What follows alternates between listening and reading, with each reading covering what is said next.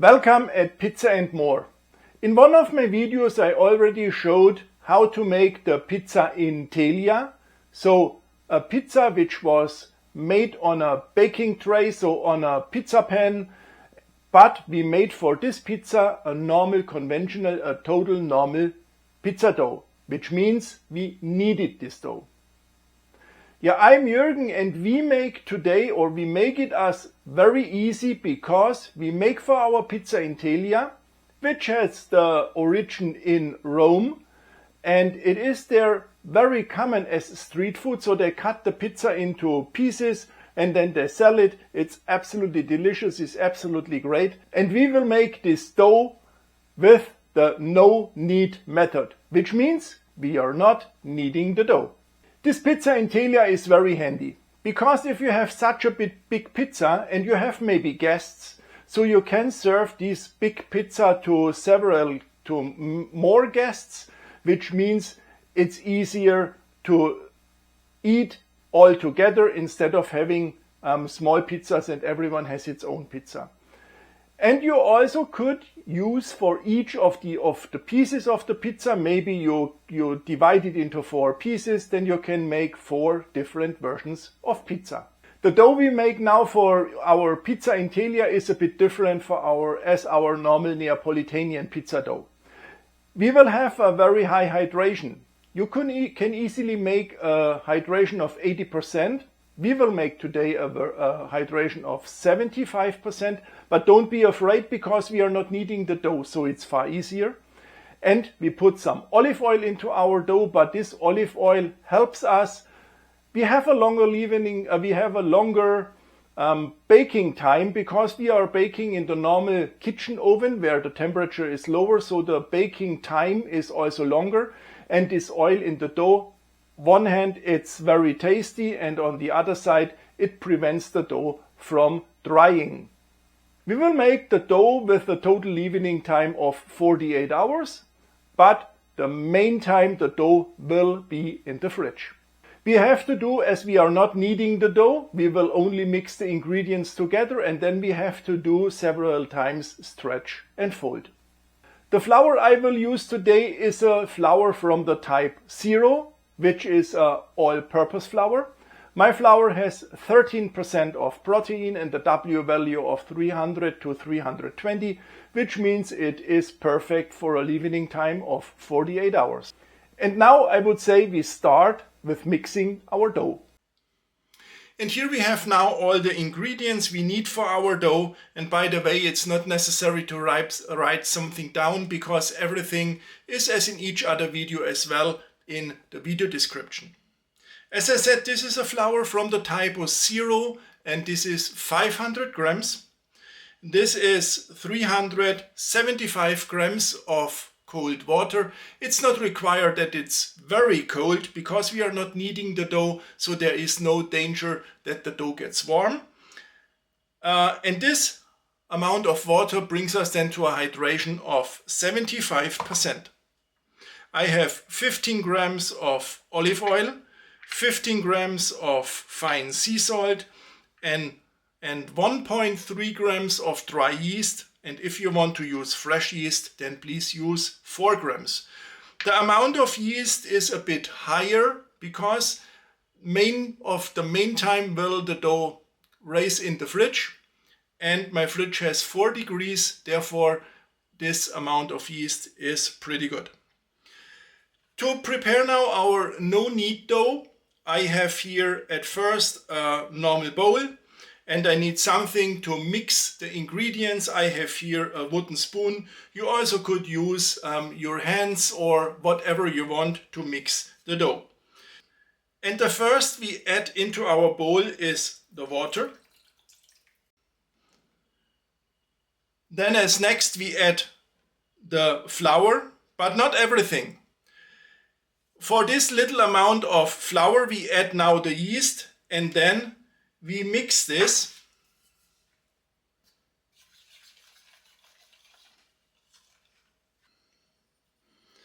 And now when we have mixed everything, then we add the salt. And we add also the next portion of flour. Yeah, and then we mix everything again. And then we add the rest of the flour, and we can add the olive oil. And then we mix everything until all the loose flour is incorporated. Then after a while, when all the loose flour is incorporated, then we can stop with mixing our ingredients.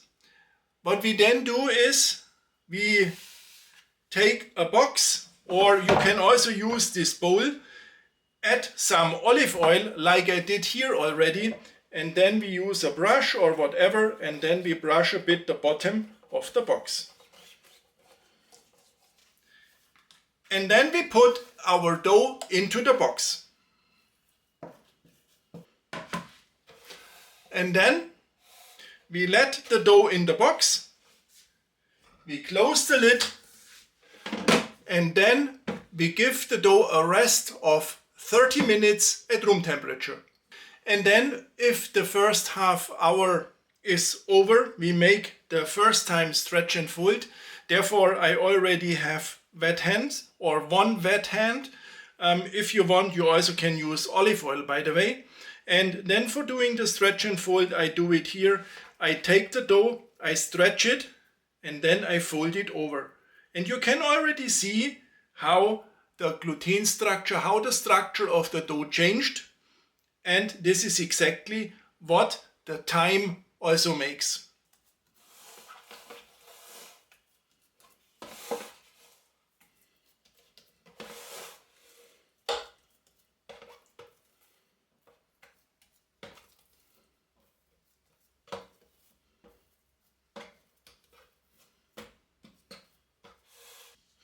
And then we turn the dough over, and if we did this right now, we close the lid, we wait again 30 minutes, and then we repeat the stretch and fold. And we do this in some round about 3 to 4 times, and then we put the box with the dough into the fridge. And after 24 hours, we repeat once stretch and fold, and then we place the box back into the fridge, and then 4 to 6 hours before baking, we take it again out and let it rest at room temperature at the end. Everything is now prepared to bake the pizza. We have to do a bit a different version like we do normally with the Neapolitan pizza. And with the dough I did, like I said earlier, at first I made 3 times stretch and fold. Then I put the dough into the fridge. There was the dough for 24 hours. Then I did again stretch and fold. Then I put it back into the fridge. And now 4 hours ago I took it out again to room temperature. Yeah, and now I show you how we go on with our dough. And now we have to prepare everything. We take our baking tray, and the first what we do,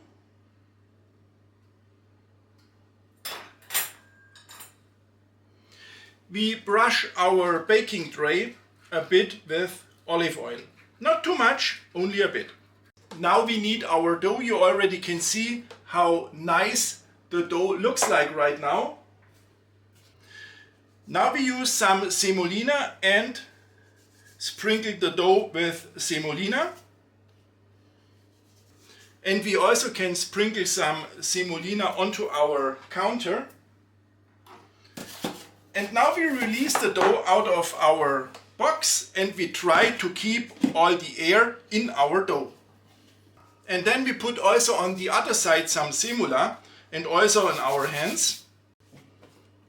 And then we try to stretch our dough to the same size like our baking tray has. If the dough sticks, and the dough sticks, we can add a bit of semula. Then we take our baking tray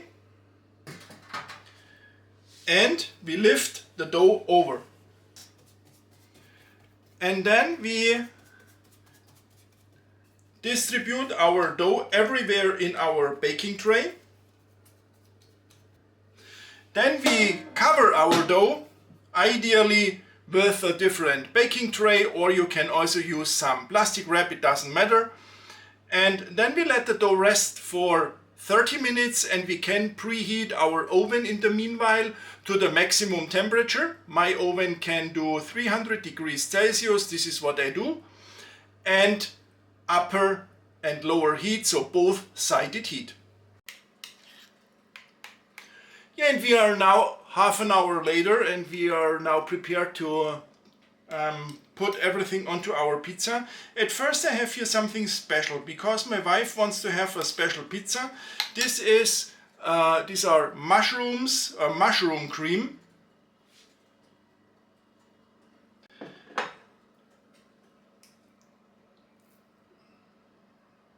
This special version of pizza, I will make a special own video only about this pizza. And onto the rest we add normal Neapolitan tomato sauce, or you add the tomato sauce you prefer. And now we have to pre-bake this pizza. And I put this pizza now into the oven on the lowest level. After 10 minutes we take the pizza out of the oven and we can continue with the toppings. At first, this part with the mushrooms, I add here some camembert. And on the other part we add some fresh grated Parmesan cheese or grana padano. Then we add some fresh basil. Then I add some mozzarella or fior di latte, which cheese ever you want.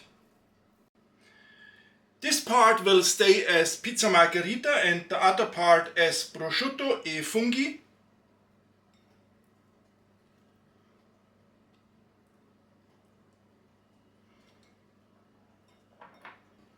And the last piece we make with some slices of salami. On this one here, with the cheese cream, with the mushroom cream, I put some peas. And then the pizza comes back into the oven. And now we put the pizza on one of the upper rails.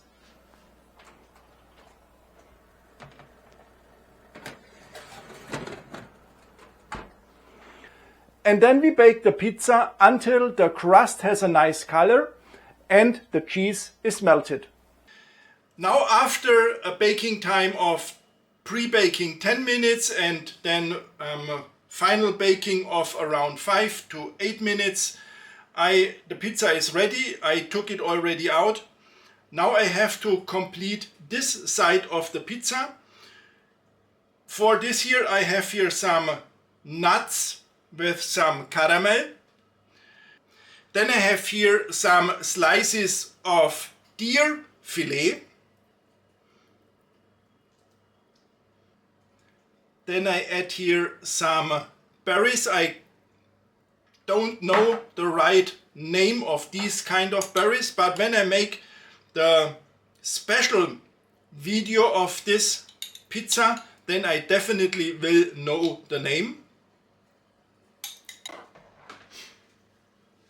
Then a bit of rucola and of course some olive oil over everything.